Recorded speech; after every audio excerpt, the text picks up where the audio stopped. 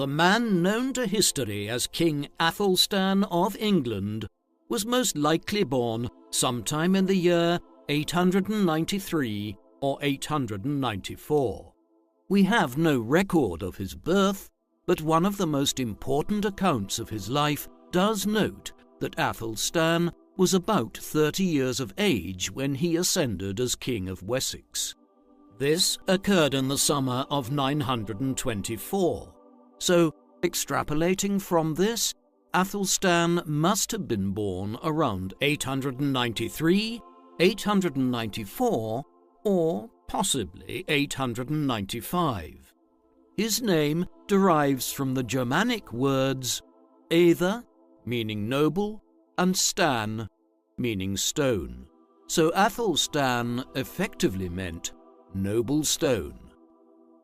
His father was Edward, a son of King Alfred of Wessex, a kingdom which dominated southern England in the 9th century and which was the bulwark of the Anglo-Saxons against the Danes, who had conquered so much of Britain in the second half of the 9th century.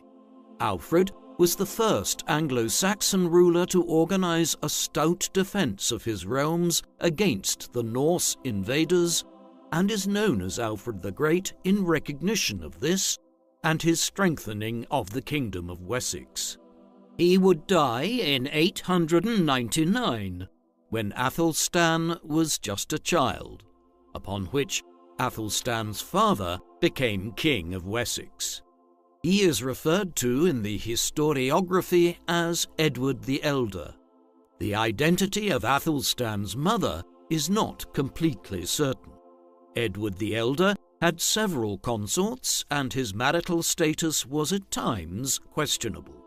Some historians have asserted that Athelstan's mother was the first of these consorts, a woman by the name of Ecgwin, of whom virtually nothing is known. The evidential basis for even this assertion is very tenuous, as she is not named as Athelstan's mother in any sources written prior to the Norman conquest of 1066. As such, the only evidence for affirming Ecgwin as Athelstan's mother comes from 2 centuries after his time of birth and may not be reliable. What is clear is that Athelstan had numerous siblings and half-siblings from his father's other relationships with at least 2 other consorts named Elfled and Edgithfu. Athelstan was born at a time when Britain was mired in conflict and change.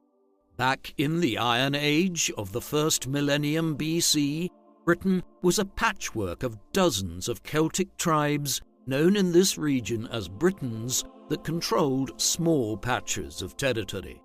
Much of the island had been united under Roman rule from the mid-1st century AD onwards, although the Caledonians of Scotland never succumbed to Roman control.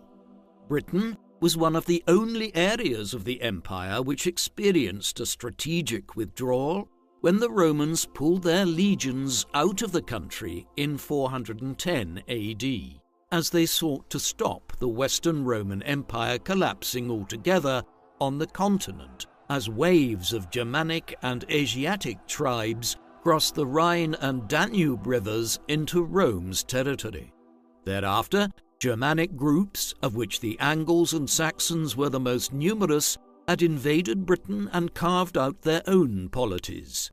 In the course of the 6th, 7th, and 8th centuries, numerous such states rose to control large stretches of Britain, corresponding roughly with modern-day England, notably Mercia in the 8th century, while Wessex emerged as a major power in southern England in the 9th century, expanding into the English Midlands at the expense of a declining Mercia. Although Athelstan's grandfather, Alfred the Great, is often labelled as the first king of England, in reality it would be the 10th century before a fully unified and secure English state emerged. Therefore, Athelstan was born into the royal house of Wessex, though at a time when the rulers of Wessex were self-consciously trying to present themselves as having a claim to rule all of England. This situation had been enormously complicated in the 9th century by the arrival of what are often, somewhat inaccurately, called the Vikings. The Norse people who began expanding out of Scandinavia towards the end of the 8th century went by many names in different regions, notably being called the Rus in Eastern Europe and the Northmen or Normans in northern France. But in England, they were typically called the Danes. As elsewhere, the Danes had first been content to engage in raids against England and then take their loot and slaves back to Norway and Denmark, but from the middle of the 9th century onwards, they had begun settling in and taking control of large parts of northern and eastern England, establishing polities like the Kingdom of Northumbria and the Kingdom of East Anglia. The Danes are often depicted as having experienced a major defeat at Alfred's hands at the Battle of Edington in 878. Yet, in reality, Athelstan's grandfather's victory over them here a decade and a half before Athelstan was born had only served to check the expansion of the Danes and led some of their leaders to convert to Christianity. These accomplishments aside, Edington certainly did not lead to the defeat of the Danes, and much of northern and eastern England remained under the control of powerful Danish rulers for decades to come, with major implications for Athelstan's life and reign. Athelstan is accounted as one of the most important kings of Anglo-Saxon England, a period of English history that runs for 6.5 centuries. His apparent importance to English political history towards the end of the early Middle Ages is not reflected in the number of sources pertaining to his life. In contrast to the reign of someone like his grandfather, Alfred the Great, there are very few detailed medieval accounts of Athelstan's life. By far the best source on his life and reign is the Gesta Regum Anglorum, or Deeds of the Kings of the English, a lengthy study of the kings of Anglo-Saxon and early Norman England written by the 12th century scholar and monk William of Malmesbury, a figure who is widely regarded as one of the great historians of medieval Europe. Were it not for William's work, for instance, we would know virtually nothing about Athelstan's youth, while he also provided the most detailed study of his reign. Admittedly, William was writing 2 centuries after Athelstan's life and reign. However, it is clear from his work that he was utilizing other sources from the 10th and 11th centuries that are now largely lost, and which would have provided testimonies about Athelstan's reign from people who lived through it or within living memory of it. William of Malmesbury's work is supplemented by an eclectic array of other source material that sheds light on Athelstan's time. The Durham Liber Vitae, a confraternity book of the 9th and 10th centuries, provides details of events in northern England during his time. The Mercian registers are a short series of annals which relate to the Mercia region of the English Midlands and northwest of the country during Athelstan's father's reign. These invariably comment on Athelstan's subsequent time as king and the political background of England in the first half of the 10th century. The Liber Eliensis, or Book of Ely, is a 12th century chronicle of the history of the Ely region in Cambridgeshire between the 7th and 12th centuries, which contains bits and pieces of information on Athelstan, while there is also the material evidence that archaeologists have dug out of the ground over the years and the material culture of coins, relics, and buildings from Athelstan's time that lie in museums and libraries today. Nevertheless, there are still considerable gaps in our knowledge concerning Athelstan, and, as we will see, the greatest battle that he fought, and which has secured his reputation of one of the country's foremost medieval monarchs, is so mysterious in many ways that historians are unclear as to where it was even fought. Indeed, such is the pottered nature of the information available on Athelstan's life and time as king, that the first full biographical book on him was only published in 2011, a very peculiar scenario for an English monarch, most of whom have been the subject of dozens of books over the last century or so. Historians were simply reluctant until recent times to try to reconstruct Athelstan's life. Such was the lack of material from which to do so. It is from William of Malmesbury that we learn that Athelstan was favoured when he was little more than an infant by his grandfather Alfred, who gifted his young grandson with valuable presents, including a cloak dyed in rich scarlet, along with a belt that was inlaid with precious gemstones. Alfred also bestowed an ornate sword with a valuable scabbard on his grandson, presumably before Athelstan even possessed the strength to hold it aloft, as the child cannot have been more than 4 or 5 years old at the time, given Alfred's death in 899, when Athelstan was just 5 or 6 years old. It was also to his grandfather that Athelstan owed his education. Alfred the Great was more than just an effective military commander. He was also one of England's first scholar kings, and had patronized a court inhabited by some of the finest scholars of the age. It was under some of these, many of them church figures who continued to inhabit the royal households of Alfred's sons and daughters after his own death, that Athelstan learned Latin and other subjects in the late 890s and into the 900s. Coins and royal portraits provide highly stylized versions of Athelstan's appearance, though we learn from William of Malmesbury that he was slightly smaller than the average height of those times, and so not much above 5 foot, while he had a thin frame and fair brownish gold hair.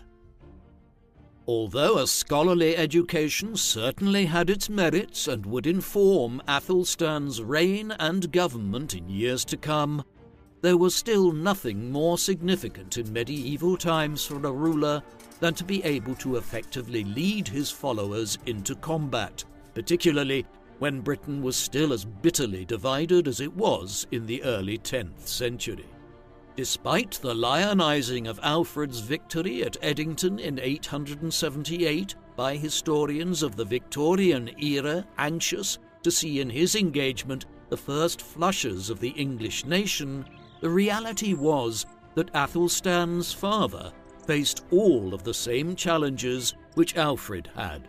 Edward controlled much of southern England and the Midlands, but a much weakened Mercia still remained as an Anglo-Saxon rival in the northwest, with the Danes controlling the Kingdom of East Anglia north of London in eastern England, and the Kingdom of Northumbria dominating northern England. What was worse, new bands of Danes were also establishing themselves at points along the southern coast in the English Channel in the 900s and 910s. Edward responded to these threats effectively during his long quarter-of-a-century reign. He managed to root out many of the Danish toeholds in the south, while Mercia was subjugated to a large extent when Athelstan's aunt, Athelfled, became Lady of the Mercians after her husband Ethelred, the Lord of the Mercians, became seriously ill in 909. He died 2 years later. Thereafter, Mercia continued as a client state of Wessex until 918, when it was united with Wessex, though the latter action did lead to the outbreak of some unrest in Mercia amongst the nobility there in the late 910s. This subjugation of Mercia allowed Edward to campaign with some considerable success against the Danes of East Anglia, and in 917 and 918 he conquered and annexed their kingdom. Athelstan served his apprenticeship as a military commander during these wars, campaigning in both East Anglia and Mercia in the 910s, while there is more than a suggestion in the sources, fragmentary as they are, that after his aunt Athelfled died in 918, Athelstan ruled Mercia on behalf of his father. By that time, he was in his mid-20s, a more than suitable age to serve his political apprenticeship. By the early 920s, Wessex was actually in a far stronger position than it had been in Alfred's time, with southern England, London and East Anglia, the Midlands and the East Coast all under Edward's rule. Only the kingdom of Northumbria in the north under the Danish king Sihtric, a ruler who had earlier been king of Dublin and who had extensive connections and allies amongst the Norse of Ireland and the Scots, held out against Wessex's hegemony over England. This was the political environment in which Athelstan would succeed as King of Wessex in 924. King Edward the Elder died on the 17th of July in the year 924, around his 50th year. Like Athelstan and so many other Anglo-Saxon rulers, his date of birth is unknown, and so we cannot be sure of his age at the time of his death. It is not at all certain that Edward had intended for Athelstan to succeed to all of his dominions. It was far more common in the early Middle Ages for kingdoms and lordships to be divided amongst the sons of a ruler when he died, and indeed the Carolingian Empire of Charlemagne, that dominated Western and Central Europe in the early 9th century, had fragmented in the century that followed, owing to its division. It seems possible that Edward had intended that Athelstan would succeed as ruler of Mercia, and that his half-brother, another of Edward's sons, Alfwered, would succeed to the Wessex dominions. If this was the favoured arrangement, it never came to fruition, as Alfwered conveniently died at Oxford 16 days after Edward under unclear circumstances. That there was perhaps some reluctance to accept Athelstan as ruler over the entirety of Edward's dominions is indicated by the fact that it was September 925, a full 14 months after his father's death, before Athelstan's coronation was held. The delay may have been owing to some opposition to Athelstan, which was drummed up by another of his half-brothers, Adwina, a biological full brother of Elfwered, and a figure who seems to have had a base of support in Winchester, the capital of the Kingdom of Wessex. Athelstan eventually overcame the opposition, but Adwina would remain a rival in years to come. The early years of Athelstan's reign saw him conquer the last independent part of England, the Kingdom of Northumbria, through a combination of diplomacy and military activity. In 926, he met with King Sihtric of Northumbria in the town of Tamworth and agreed a treaty there with him whereby the Norse ruler would marry a sister or half-sister of Athelstan's, whose name is unrecorded. The marriage alliance was accompanied by an agreement concerning the respective borders of Athelstan and Sihtric's kingdoms.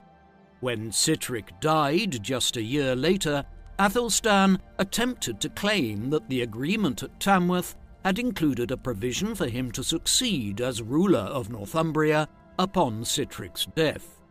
He faced a challenger, though, when Guthruth, a Norse ruler who had succeeded Sihtric earlier as King of Dublin across the Irish Sea, and who was most likely a brother of Sihtric's, put forward his own claims to Northumbria. Military clashes followed in northern England, in which Athelstan emerged victorious after what seems to have been a relatively minor campaign. Guthruth would continue to pose a threat, though, from across the Irish Sea, and so would his son, Olaf Guthrum, after he succeeded him as King of Dublin in later years. In the short term, the victory in 927 and the incorporation of Northumbria into his territories made Athelstan the first Anglo-Saxon ruler to fully unite all of what is now England under his rule. In this sense, it was him, rather than his grandfather, Alfred the Great, or indeed his father, Edward the Elder, who should be considered the first true King of England, though clearly Alfred and Edward had laid the groundwork for the Kingdom of Wessex to unite the country and had aspired to the kingship of all the Anglo-Saxons of England. Athelstan's rise to control northern England would not go unchallenged, and the northward expansion led immediately to the birth of the border tensions which would characterize Anglo-Scottish relations for over 600 years thereafter. Although Athelstan held a gathering at Aymont, just south of Penrith, in the summer of 927, in which he succeeded in having several Welsh lords and King Constantine II of Scotland acknowledge his position as the ruler of the territories held by the Angles and Saxons since the 5th and 6th century, the lands of the Angles, or England, as soon as these other British lords and rulers had dispersed from Aymont and headed home, they began plotting against the new King of England. It was some years before minor border tensions flared up into full-scale war. This came in 934, when Athelstan was driven to invade Scotland and campaigned all the way north to the northeast, where a separate Norse kingdom ruled the coastal regions and the Orkney Islands. He then headed back south after devastating the countryside, burning crops, and sacking villages in a brutal campaign of scorched earth. The conflict was not over, though, and there was a growing alliance now of the Scots under Constantine and several Norse powers, and the Danes, such as King Olaf Guthrum of Dublin, preparing to launch a combined attack on Northumbria and Athelstan's other territories. As these tensions were growing along the northern border, there were still issues that were unresolved at home in Wessex for Athelstan. His half-brother, Adwina, had his own base of supporters in Winchester and elsewhere in southern England, ones which had seemingly resisted Athelstan's succession to all of Edward the Elder's dominions back in 924, eventually relenting the following year. Adwina had remained problematic, though, and that he had significant supporters seems clear from the fact that the powerful Bishop of Winchester was frozen out of Athelstan's government in the first years of the reign.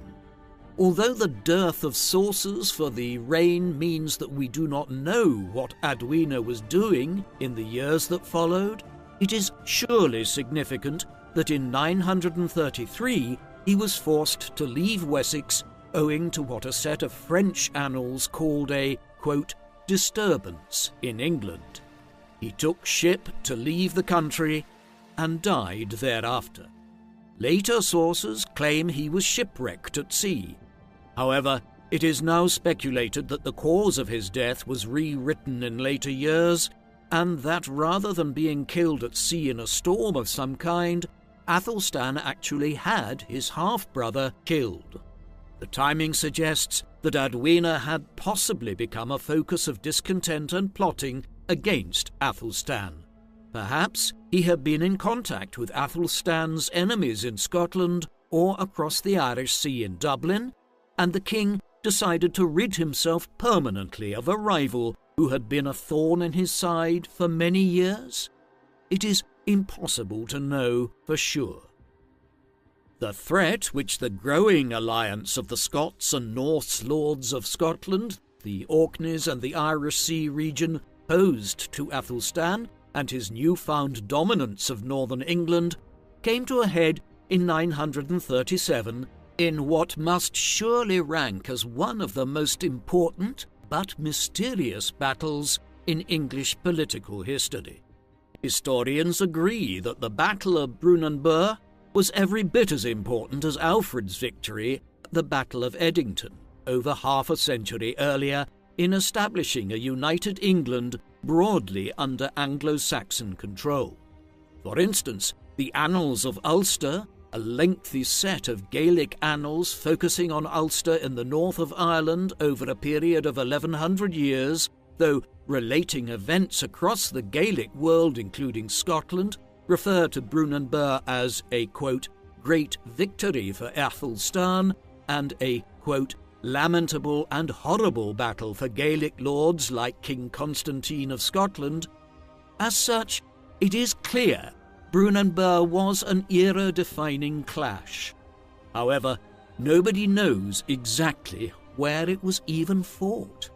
Many historians assume, given the identity of the antagonists and the fact that control of Northumbria was the main point of contention, that it occurred somewhere along the modern-day Anglo-Scottish border. Others are not so sure and argue that the clash may have occurred substantially further south towards the English Midlands, around Northampton, or near the modern-day city of Birmingham. The latter argument is quite weak, though, as an Old English poem recounted in the Anglo-Saxon Chronicle, an eclectic compendium of hundreds of years of Anglo-Saxon history, states that the battle took place near the coast or a large river of some kind.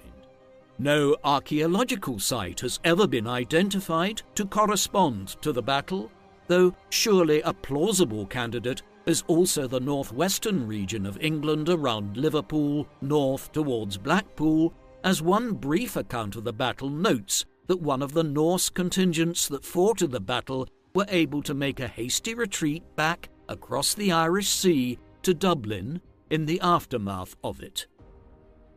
The location of Brunanburh may be contentious, but the result isn't. Armies of an unknown size squared off against each other. Athelstan's Anglo-Saxon forces, which must have included a sizable contingent of Danes who were second and third generation settlers in places like East Anglia and willing to fight for an Anglo-Saxon king, faced a coalition of Scots and Norse soldiers led by King Constantine of Scotland, King Olaf Guthrason of Dublin, and a number of more minor lords, which probably included King Owain of Strathclyde. These enemies of Athelstan's had different personal motives for resisting his expansionist policies, with Constantine and other Scots anxious to prevent any further northern expansion and, if possible, to reclaim parts of Northumbria, while Olaf believed he had a claim to Northumbria by right of his relation to the deceased King Sitric. Whatever ambitions they might have had soon vanished. The Anglo-Saxon Chronicle records that Athelstan won the greatest victory that the Anglo-Saxons had ever achieved on British soil in over 4 centuries since their first arrival.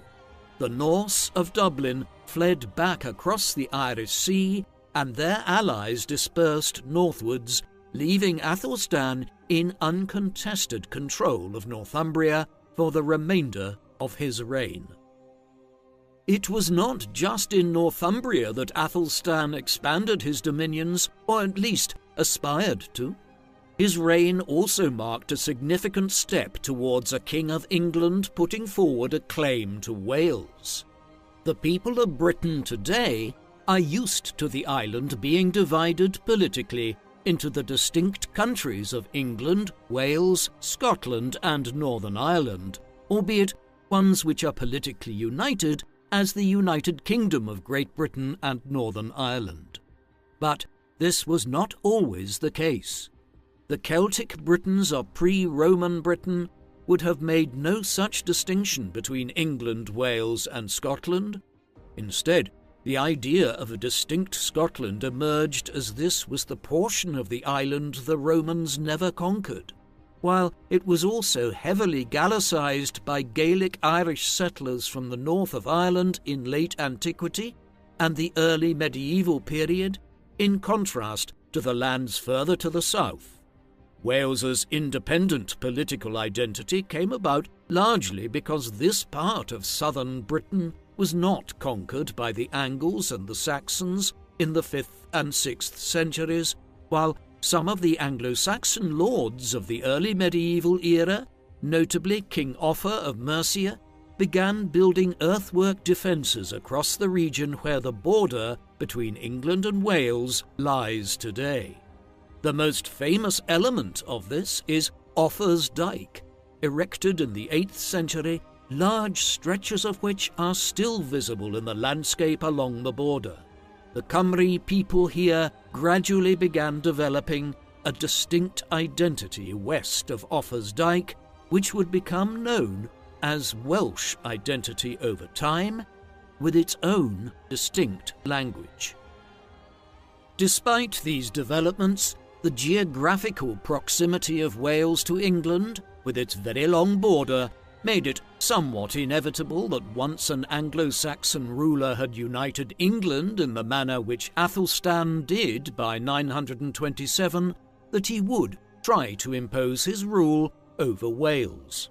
Signs of Athelstan's ambitions were seen at the council he convened at Aymont in 927 to have the other lords and monarchs of Britain acknowledge his control over Northumbria.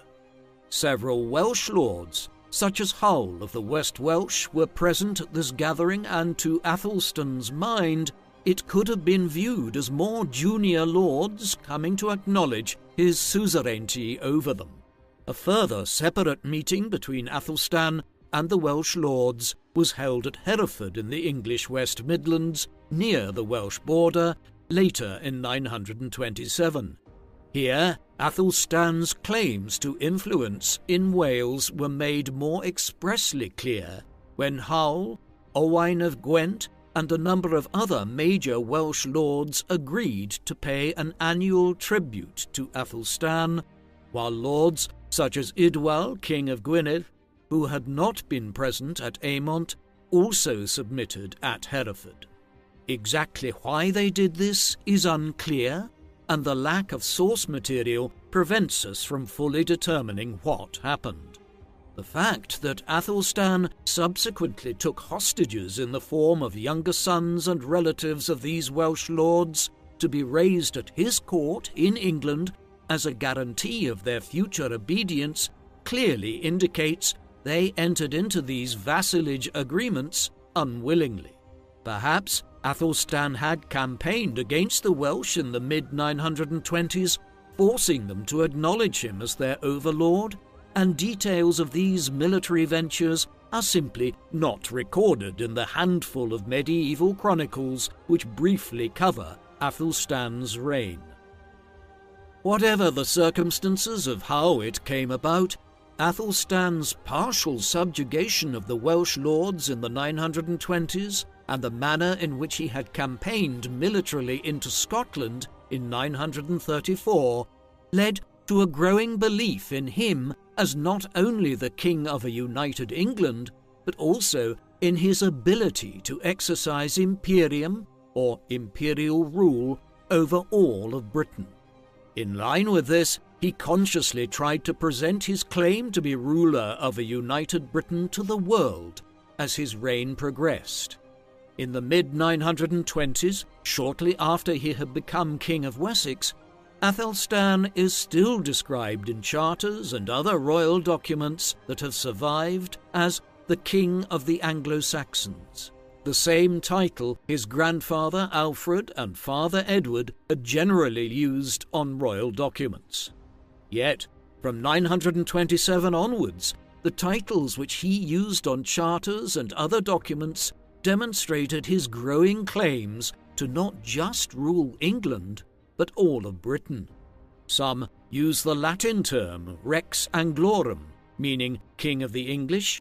Others go beyond this to use the phrase Rex Totius Britanniae, King of all Britain, though other documents equivocated more, and Athelstan had himself defined in these as King of England and Guardian of Britain, an ambiguous title which acknowledged that he only controlled England but aspired to exercise a form of imperial rule over the entirety of Britain. This is an enormously important development. The kings of England for centuries to come, particularly so in the late 13th and early 14th centuries, would aspire to universal rule of Britain. There is a direct line between Athelstan's actions in this regard and the reign of King Edward I in the late 13th and early 14th centuries, the English monarch who finally conquered Wales and nearly Scotland as well. There were other distinct new elements to the way Athelstan ruled. He expanded the convening of witans, or councils. These had been used by various Anglo-Saxon monarchs since the 7th century, but they were being more systematically used as a way of governing by Athelstan's time. The size of the witans convened by Athelstan and the frequency with which they met have led some historians to suggest that Athelstan was an important figure in the development of what might be considered to be an embryonic parliament in England. This probably goes too far. The likelihood is that Athelstan and his father Edward before him had simply expanded their dominions so significantly in the 910s and 920s, effectively adding Mercia, East Anglia and Northumbria to the territories, that it was necessary to convene ever larger witans and more frequently in order to hear the grievances of local lords and officials and allay the possibility of regional revolts and disturbances. If the expanded use of witans and royal councils by Athelstan was simply an expediency designed to ensure that the lords of his realms remained peaceful and obedient, there was nothing piecemeal or half-hearted about the manner in which he sought to centralize power at his court in Winchester through the use of legal and administrative instruments. One of the most important elements of this was through the increased use of royal charters. Royal charters had been used throughout Anglo-Saxon history, but in contrast to the general lack of histories and chronicles on Athelstan, there was a pronounced increase during his reign in the number of royal charters that were issued. Furthermore, studies of these have identified clear literary connections in terms of how they were being composed, and that they must have been the work of a handful of anonymous scribes who were employed by Athelstan at Winchester over a period of years, pointing towards a growing chancery or embryonic civil service of a kind at the court there. Similarly, while coins had been issued by Athelstan's Anglo-Saxon predecessors in Wessex, Mercia and elsewhere in England for centuries, Athelstan was a master of their use for political purposes. It was from the coins that Englishmen and women used for trade and commerce in the 930s that they read the words Rex Totius Britanniae, King of all Britain, next to the side profile image of Athelstan, telling the king's subjects that he now aspired to the rule of all of Britain. Few people would have been literate enough to understand the words themselves. However, their meaning would have been shared by those who could. The charters that were being issued by Athelstan's government point towards his concern for a wide range of legal issues that were facing England in a time of growing government activity. For instance, the Ordinance of Dunseat was issued to regulate legal jurisdictions along the border with Wales, while there were also a wide range of laws on local issues for regions like London and Kent issued in Athelstan's name. A sign that government was expanding and its range of concerns growing greater was seen in the issuance of an ordinance on charities which sought to regulate the manner in which poor relief was offered by the religious houses and other institutions. Some of this legislation when it came to things like the laws around theft and the collection of local taxes, would influence English law for centuries to come. It is understood that the Archbishop of Canterbury, Wulfhelm, may have been the intellectual driving force behind some of these new pieces of legislation. Nevertheless, the fact that Athelstan was willing to champion them and introduce them as new laws during his reign attests to his dynamism as a ruler. As much as these developments point towards a more centralized and powerful state developing under Athelstan, the reality was that any early medieval kingdom had only limited abilities to exercise control over a large state stretching from Northumbria in the north to the English Channel in the south, and from Cornwall in the west to the Wash on the North Sea on the east coast. Athelstan consequently had to rule through a number of powerful local lords known in Anglo-Saxon England as ealdormen, from which the modern municipal title of alderman derives. Some of these ealdormen could be immensely powerful figures who effectively ruled their localities on behalf of the king. It would be premature to describe Athelstan as ruling over a feudal lordship. That would only come later through Norman culture, but it is necessary to note that Athelstan, as powerful and significant a monarch as he was not an autocratic king in the shape of a 17th or 18th century ruler of an absolutist monarchy like France or Russia. He was always reliant on close relations with figures like the ealdormen to retain control over such a large kingdom as the one he had built by the 930s. While unfortunately we know very little about Athelstan's personal life and the nuances of his character, we do know that he had a more cosmopolitan outlook than his predecessors. Athelstan was the first Anglo-Saxon ruler to develop a foreign policy which purposefully sought to develop ties between the royal house of England and some of the leading royal lines and noble households of continental Europe. He did so by organizing a series of marriages between his extended family members and other European rulers. For instance, in 926, he received an embassy from France which proposed a marriage alliance between Hugh of Neustria and Athelstan's half-sister Edhild. The marriage alliance that was negotiated included the gifting of several holy relics to Athelstan, the collection of which was a personal obsession of Athelstan's. 4 years later, Edgith, another half-sister of Athelstan's, was married to Otto, the future king of Germany. Hence, there was a deliberate policy followed by Athelstan designed to cultivate links to the royal houses of France and Germany and leading lords therein. It was not simply marriage alliances that characterized Athelstan's foreign policy. His court also became a centre of intrigue for individuals with interests in the kingdom of the Franks and elsewhere. Back in 922, 2 years before Athelstan succeeded his father, his half-sister Egithyu, who some years earlier had married Charles the Simple, King of the Franks, arrived back home in England with her and Charles's young son Louis.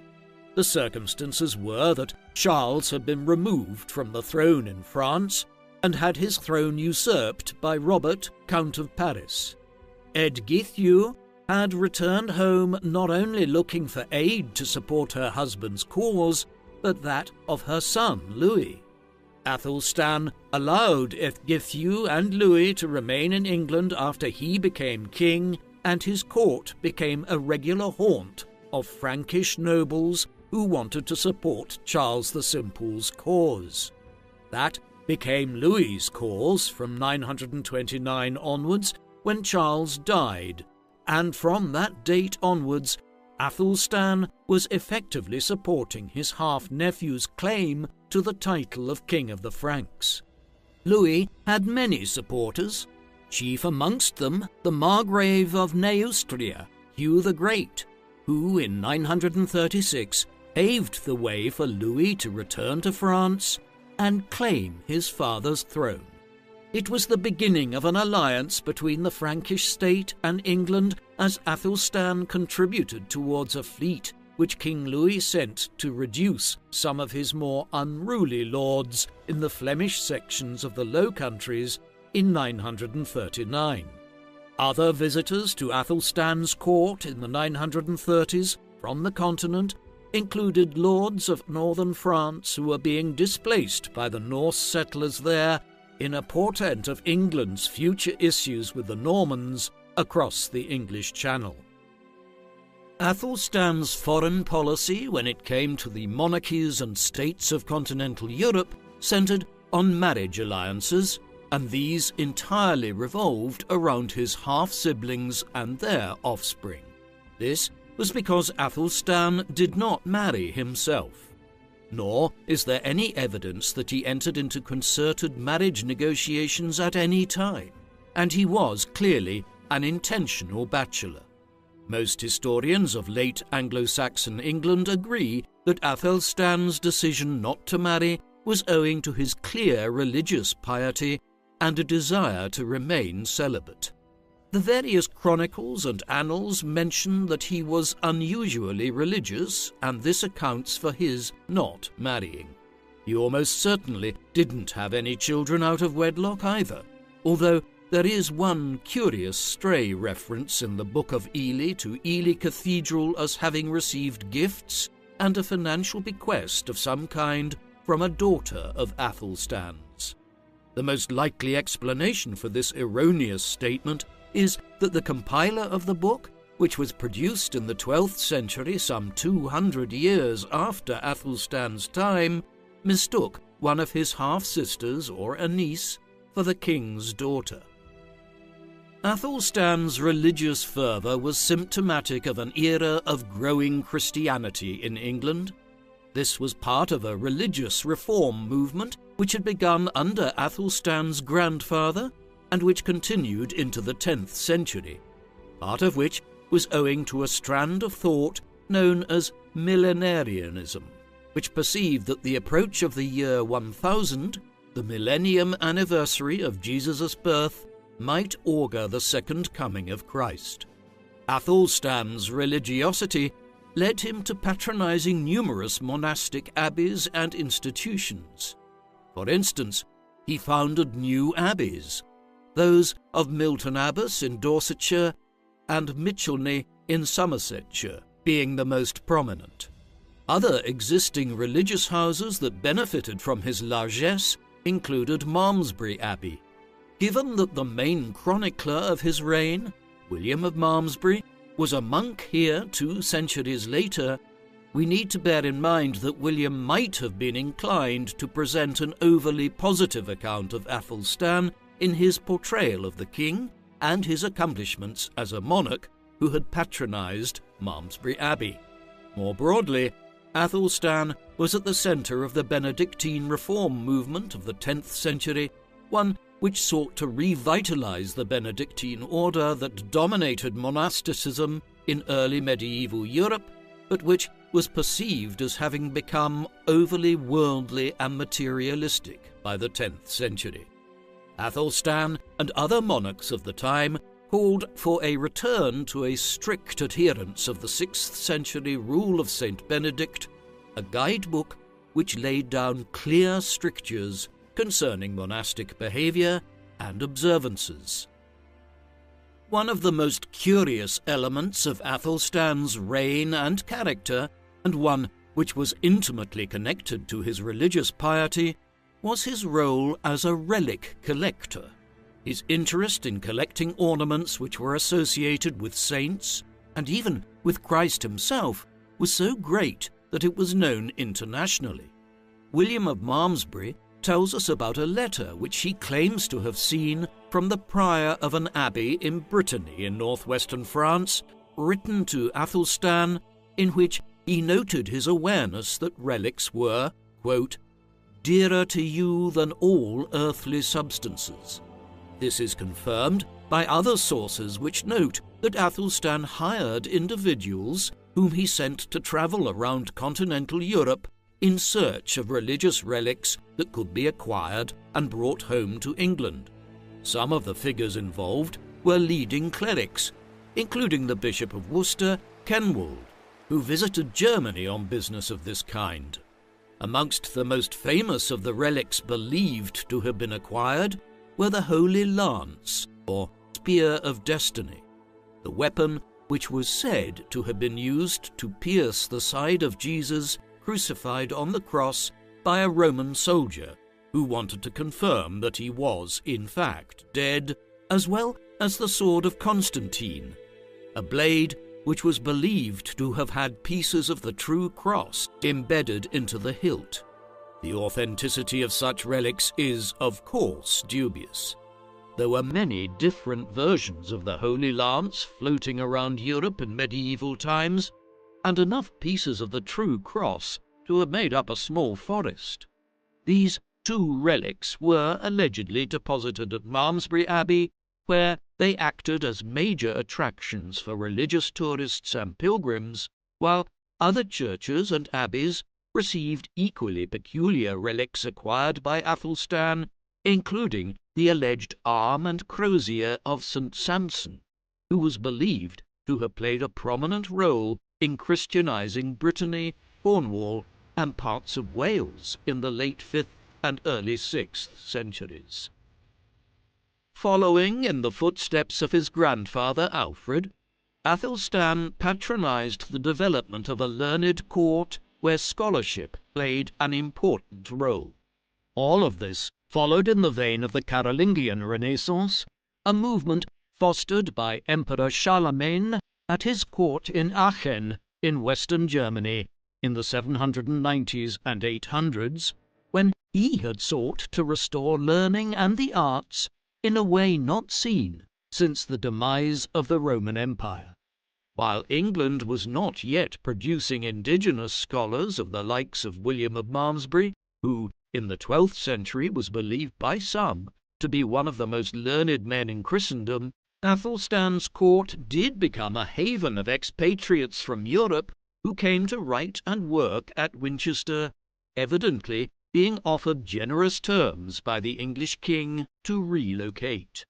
The fragmentary details of them indicate, based on their names alone, that several were Germans, though some were also Norse, notably the Icelandic poet Egill Skallagrimsson, who must have visited England at least briefly, as a few lines of a poem he wrote in praise of Athelstan have survived. The most accomplished of all the scholars who came to Athelstan's court was undoubtedly Israel the grammarian, a figure of shadowy origins who may have hailed from Ireland, France, or Germany, but who had spent many years at Rome establishing himself as one of the foremost scholars of 10th century Europe, a polymath who dabbled in poetry, philosophy, religious commentary, literature, and even wrote a treatise on an obscure medieval board game called the Game of the Gospels.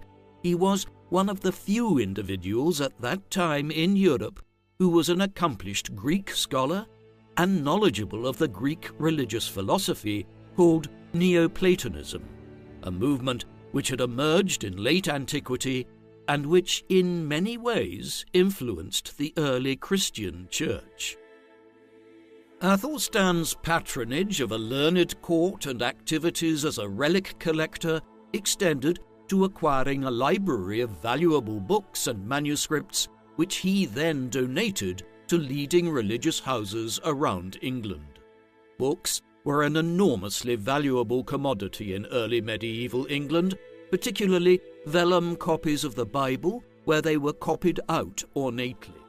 The provenance of some of these indicate they were acquired from religious houses in the Low Countries and other parts of the continent by Athelstan, often after being copied out over a period of years by skilled scribes.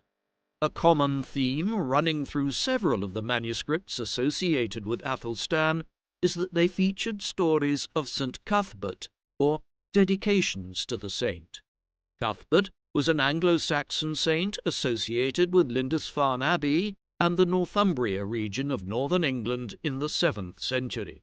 Athelstan was particularly keen to associate himself with Cuthbert, and even visited his shrine in 934 while heading north to campaign against the Scots. His intention in doing so was almost certainly to create a public association between himself and a saint that was so intimately connected with Northumbria, the better to assert his right to rule over northern England.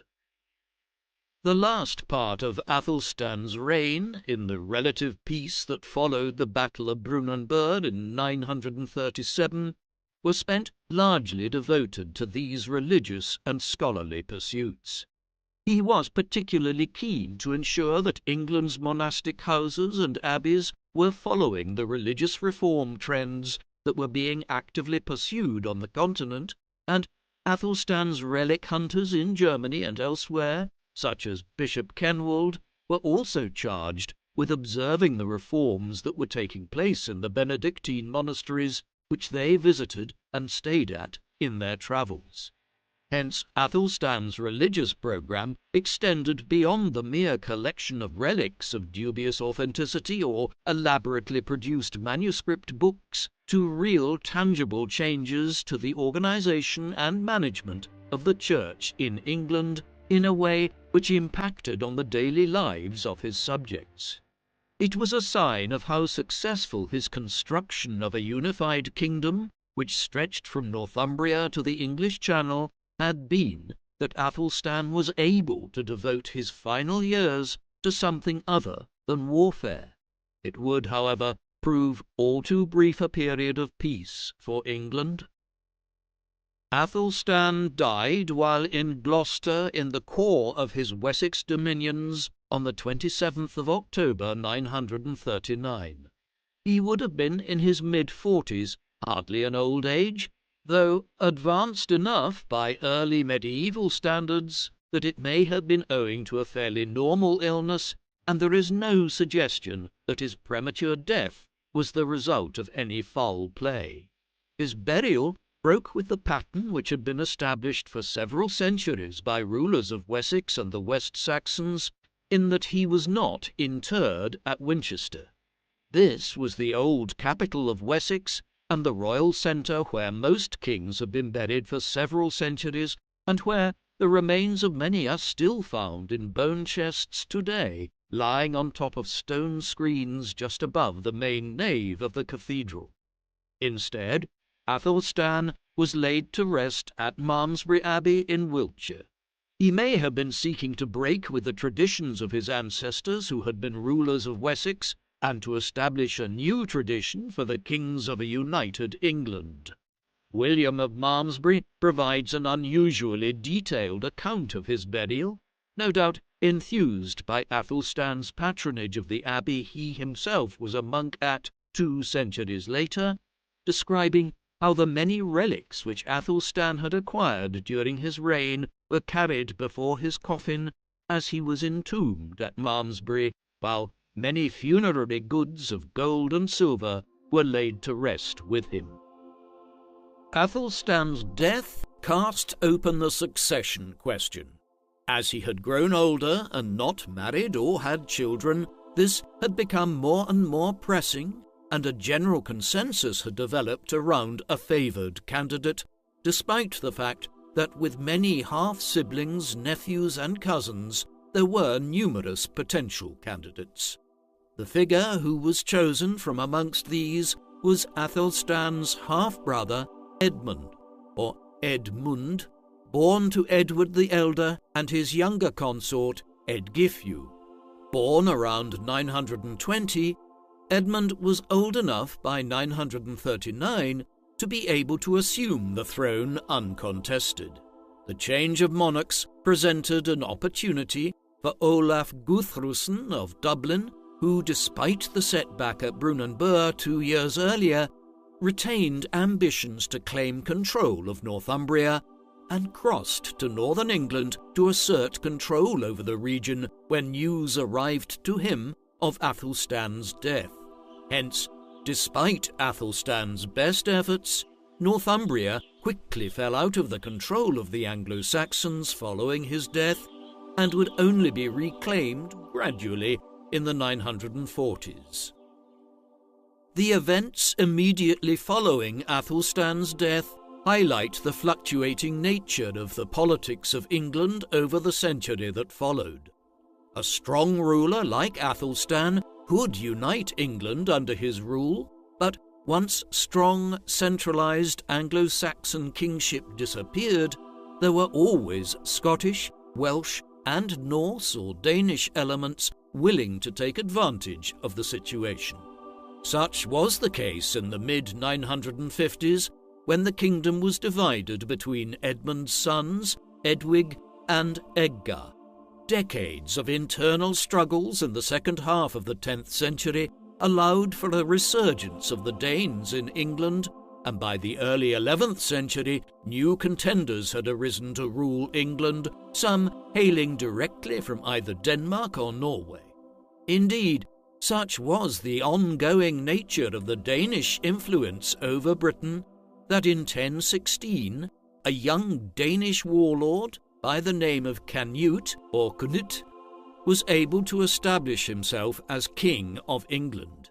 He subsequently succeeded to the thrones of Denmark and Norway in 1018 and 1028, making England just one piece of a composite North Sea empire. All of this points to the fact that while Athelstan was able to unite England for a time under Anglo-Saxon rule, the threat posed by the Danes and other Norse groups never fully subsided until the Norman conquest of England from 1066 onwards brought a unifying power to the country. When it did, they were also Norse to a large extent. The Normans might have come to England from northern France, but they were ultimately the descendants of Vikings who had settled along the lower reaches of the River Seine in the late 9th and early 10th centuries, right around the time that Athelstan was growing up and preparing to succeed his father. There is no denying that King Athelstan was one of the most important early rulers of England.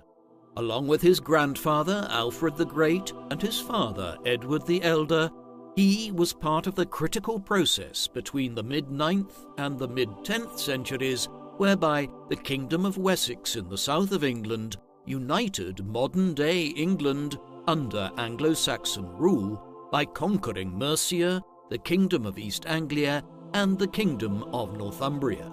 He achieved this largely by 927, and then confirmed his control of the north of England through victory in the decisive Battle of Brunanburh in 937, a reign-defining military clash which we have surprisingly few details about. And he wasn't vital just in terms of unifying England and having a claim to being the first true king of England.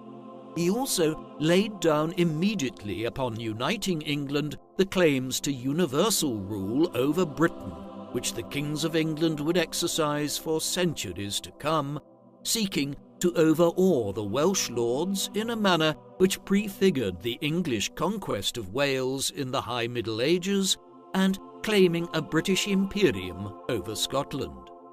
Further afield still, he began the process whereby England entered into marriage alliances and dynastic relationships which would create entanglements between England and countries like France in centuries to come, while domestically he laid down the roots of the creation of England into the most centralized and effectively administered kingdom in Western Europe by the 12th and 13th centuries. In short, while we are frustratingly hampered by a lack of detailed sources for Athelstan's life and reign, there is no denying from what we do know about him that Athelstan was one of the most important Anglo-Saxon monarchs in England prior to the Norman conquest. What do you think of Athelstan? Is he one of England's underappreciated kings only because so few sources for him have survived, or due to a lack of significant accomplishments as monarch? Please let us know in the comment section. And in the meantime, thank you very much for watching.